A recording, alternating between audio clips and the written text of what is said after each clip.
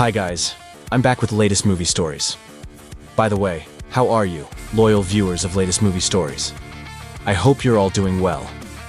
In this episode, we'll be discussing a film about 12 Special Forces soldiers who must leave everything behind for a mission of revenge. This is a recap of the storyline for 12 Strong. Prepare yourselves, because this isn't just your average war movie. This is the story of the world's most modern army having to fight in the most ancient way, riding horses against tanks. Okay, without further ado, let's get straight to the story.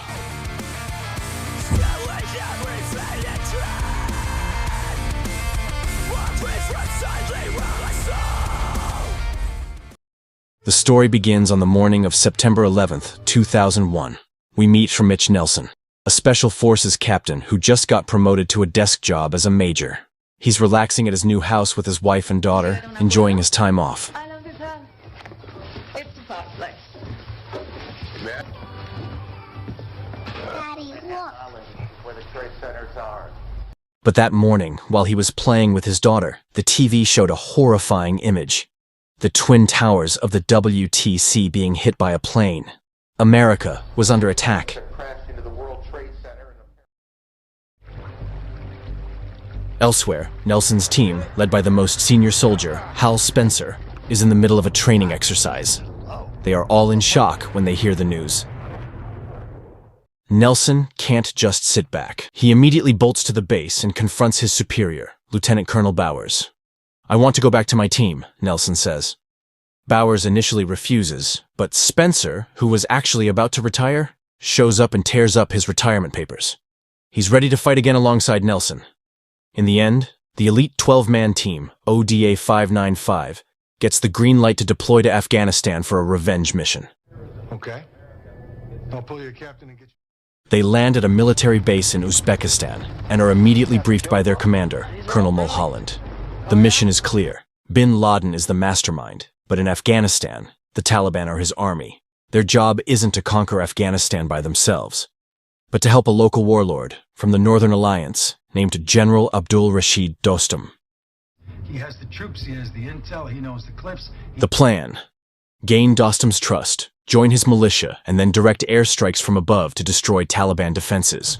You fight alongside him while he makes his way to Taliban strong. No, knock that off. Go. It's a question about closing the freaking doors. We've been on bombs before.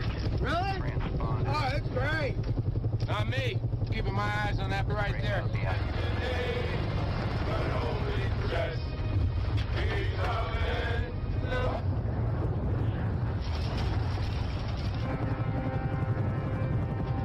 After a harrowing flight over the mountains, the 12 soldiers finally landed deep in the Afghan interior. There, they were picked up by CIA agents and taken to a remote village called the Alamo to meet Dostum. While waiting, they get some critical intel. Turns out, the Northern Alliance is split into 3 factions that all hate each other. The forces of General Dostum, General Atta, and General Mohakik. If they meet on the battlefield, they might just start attacking each other and forget about the Taliban.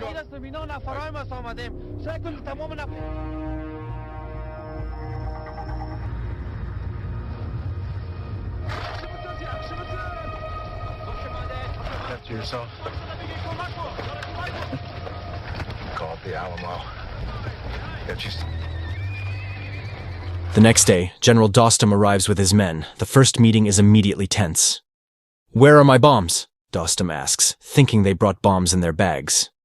"The bombs are on the planes. We direct them," Nelson replies. Dostum, a veteran warrior, looks at the young Nelson with a dismissive gaze. He says, "To lead, you must have the eyes of a killer. I do not see that in your eyes." The Taliban, I'll show you. Long story short, after some tough negotiations, Dostum agrees. "I will take you to the Taliban, but I only have 6 horses." Nelson had to make a difficult decision. He would move forward with 5 of his men, while the other 6, including Spencer, the most senior member, would remain at the base. Well, it's bound to happen sooner or later, might as well be now. I was pretty drunk. Okay, so that's... And was the cash is in, he'd find another 6 horses for sure, I guarantee. Wait. Got it? Yeah, I got it.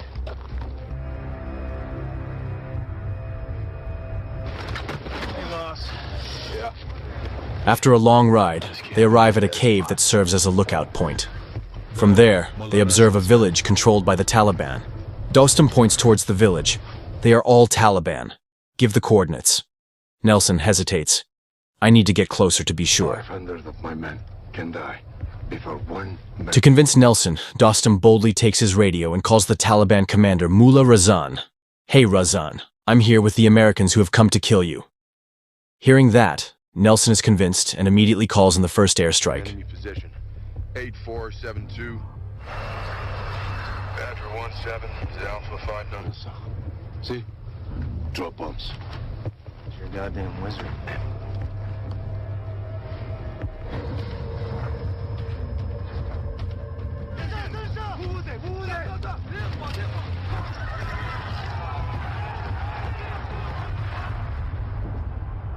The attack was a huge success and made Dostum start to trust him. A few days later, supplies and equipment for the team are airdropped. But in a hilarious twist, all the gear gets looted by the local villagers. As a result, Nelson's team has to buy back their own equipment from the locals. Meanwhile, one of the soldiers, Milo, complains to Spencer about a little boy who follows him everywhere. Spencer explains, "He's not just following you, he's protecting us. Dostum would kill whoever is responsible if anything happened to us." Let me put him out. Yeah, put him out. General? The battles begin. Nelson and his team, alongside Dostum's forces, attack Taliban strongholds.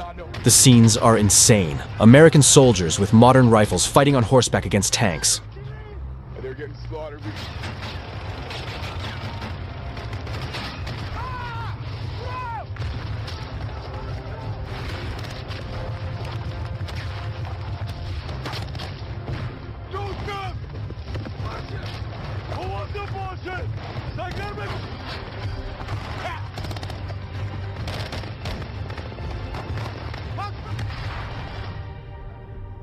After one intense battle, Nelson confronts Dostum.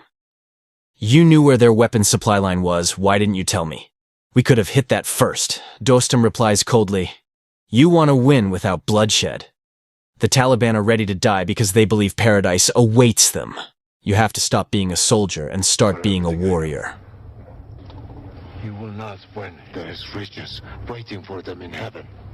Without blood. I expect you to share. The greatest weapon in history is this.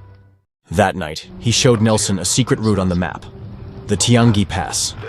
This is their only way to get their weapons in. That morning, Nelson quickly formulated a plan. He sent 3 of his men to ambush the supply line and called Spencer and the rest of the team to join him. However, bad news arrives from headquarters. Another ODA team has been sent to help General Atta, Dostum's biggest rival. Nelson knows that if Dostum finds out, he'll forget about the Taliban and focus on fighting Atta. And just as he feared, when Nelson tells him, Dostum is furious and calls off the attack. "I will not let Atta take Mazar-i-Sharif." Nelson is deeply disappointed. "You taught me about being a warrior, but you only care about territory." You're no warrior, you're just another warlord. Left behind by Dostum, Nelson and his 11 comrades decide, "To hell with it. We've come this far. We're continuing this mission, even without Dostum." But we're so close to wiping Al-Qaeda out of Afghanistan. All right. We go in the morning. The next morning, the 12 of them advance alone, attacking a Taliban force of hundreds. The craziest battle yet begins. Spencer calls in airstrikes while Nelson and the others attack from different sides. Suddenly, several Taliban fighters approached waving white flags, pretending to surrender. Approaching Spencer, Spencer asked them to stop, but they kept coming. Then, boom! They detonated their suicide vests, severely injuring Spencer.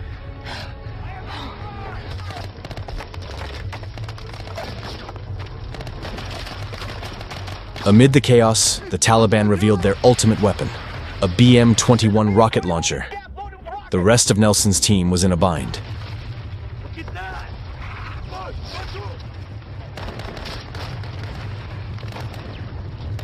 In that critical moment, off in the distance, General Dostum and his forces return. He ultimately chose to help Nelson.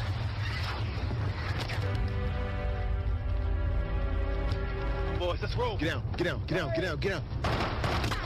But the Taliban rockets are ready to fire. Nelson knows he only has a 2-minute window while they reload. He does the most insane thing. He spurs his horse on and charges straight for that rocket launcher by himself. Seeing their captain's courage, the rest of Dostum's forces charge in blindly with him.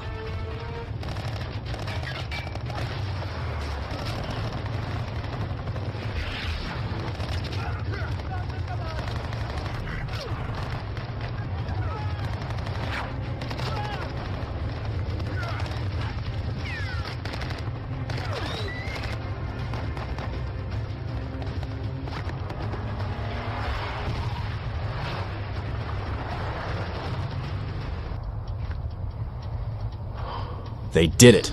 The Taliban is completely defeated.